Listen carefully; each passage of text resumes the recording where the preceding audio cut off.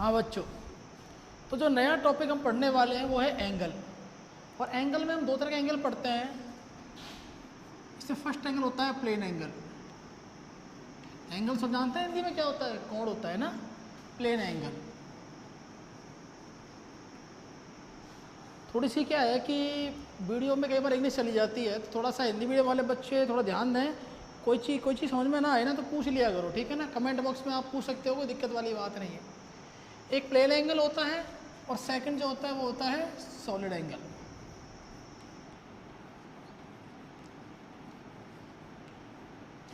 इसको बोलते हैं समतल कोण, इसको बोलते हैं घन कोण या ठोस कोण।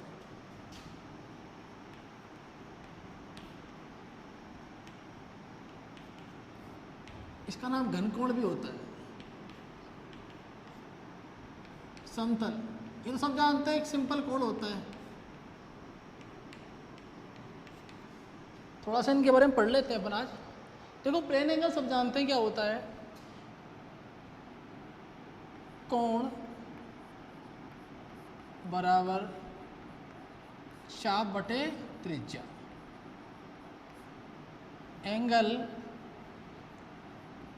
Arc upon radius.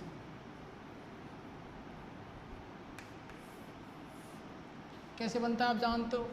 अगर मान लो हमारे पास ये सर्कल फॉर्म हुआ, हाँ एक चीज़ याद रखें, जो प्लेन एंगल होता है वो 2D में काम आता है, और ये जो होता है वो किस में काम आता है, 3D में काम आता है।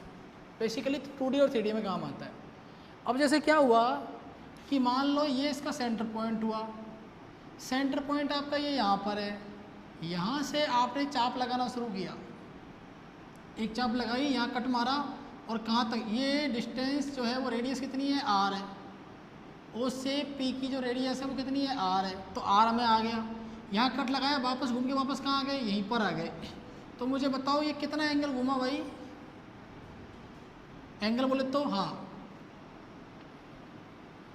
एंगल कितना घूमा, आर कितना घूमा ये बताओ। पूरा यहाँ से यहाँ तक कितना हुआ, 2 पाई आर। रेडियस कितनी हुई इसकी, आर। तो एंगल कितना बनाया इसने बताओ, 2 पाई बनाया। ओके, अब ऊपर देखो आप, आर्क अपॉन रेडियस, एंगल कितना बनाया, 2 पाई। इसकी कोई एम के एस यूनिट नहीं होती, लेकिन इसकी ऐसा यूनिट जो होती है वो होती है रेडियन, जिसको अपन आर ए डे से भी बोलते हैं, आर ए डे। ध्यान दें इस बात पर, इसकी ऐसे यूनिट होती है रेडियन। ओके, वो भी देखते हैं क्यों नहीं होती यूनिट। अगर जैसे मान लो ये तो अपन ने सिंपल वाला लिया है, अगर मान लो एक वापस सर्कल लिया मैंने,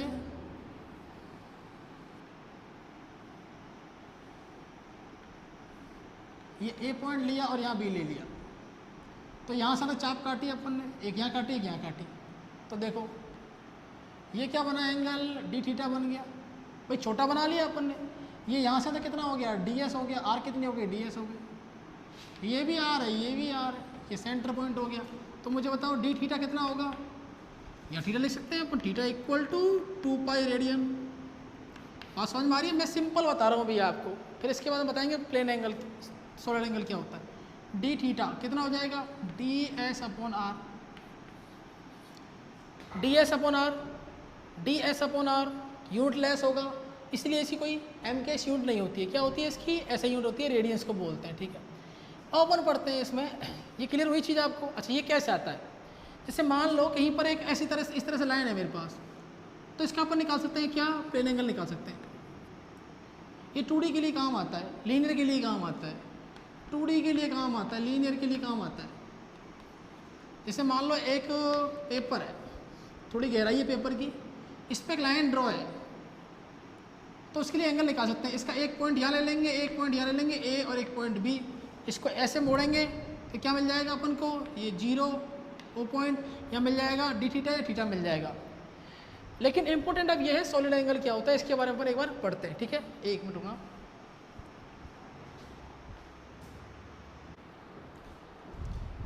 अब सेकंड पढ़ते हैं अपन, सॉलिड एंगल घन कोण। थोड़ी सी क्या दिक्कत आ रही है, आज कोई है नहीं तो वीडियो अपन को शूट करनी पड़ रही है आज, ठीक है। तो अपन बात करते हैं सॉलिड एंगल की। इसको घन कोण भी बोलते हैं, ठोस कोण भी बोलते हैं।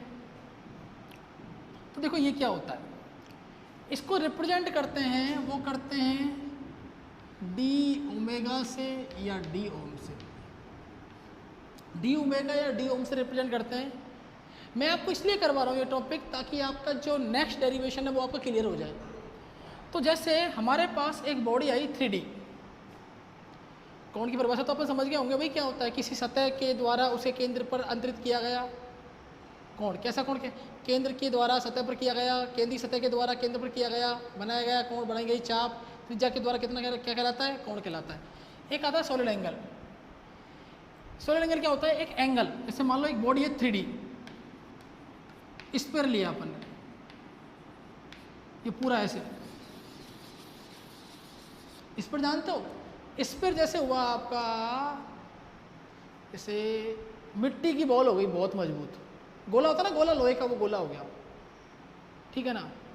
और 2D क्या हो गई? एक रिंग हो गई, सर्कल रिंग हो गई, ठीक है ना। जैसे फुटबॉल हो गई, फुटबॉल को पूरा आप मोटा कर दो, भर दो पूरे को, तो क्या हो जाएगा? एज स्क्वायर काम करेगा, 3D की तरह काम करेगा, ठीक है। तो ये वही कंडीशन है, ये इस तरीके से, ठीक है। अब क्या होता है कि इसमें निकालते कैसे, एंगल कैसे निकालते हैं? तो मान लो ये फुटबॉल है, इसका एक वाला ये वाला टर्न ये रहा, एक किनारा, एक ये रहा, एक ये रहा, एक ये रहा, ये निकालना है अपन को। तो ये वाला पार्ट में ले लिया इसका, तो इसका एंगल निकालेंगे अपन।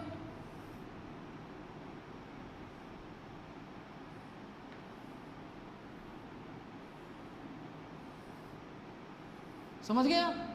क्लियर है? ये जो एंगल यहाँ बनता है, ये बनता है डी ओमेगा।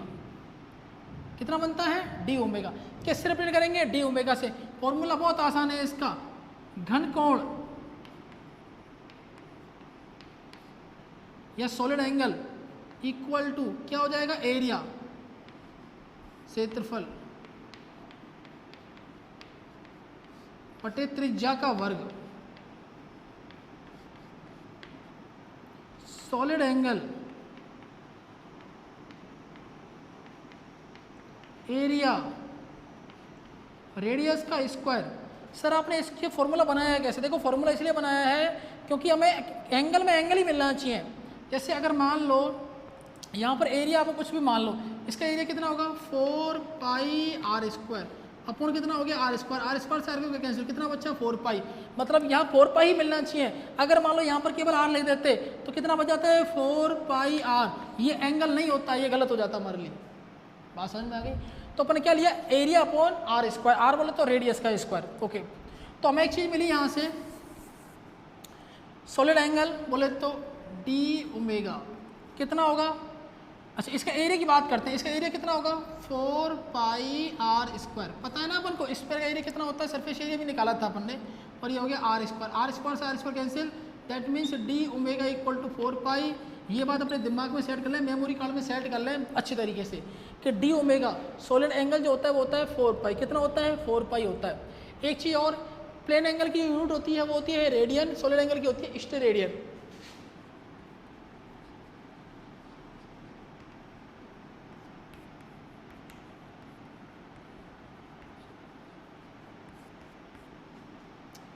ओके, अब थोड़ी सी और फीलिंग लेकर आते हैं। ये तो मान लो, हाँ ये जो सरफेस है वो कैसी? सिमेट्रिक है। अगर मान लो एक सरफेस हो जाए और यहाँ आपका चार्ज प्लस क्यू रखा हुआ है, तो क्या करोगे भाई? चार्ज प्लस क्यू रखा हुआ है तो देखो इसकी वजह से इलेक्ट्रिक फील्ड ऐसे आएगा, और इसका जो एरिया है डी एस वो ऐसे आ जाएगा, ये ई ऐसे आ गया। यहाँ बना थीटा, तो ये क्या बन जाएगा?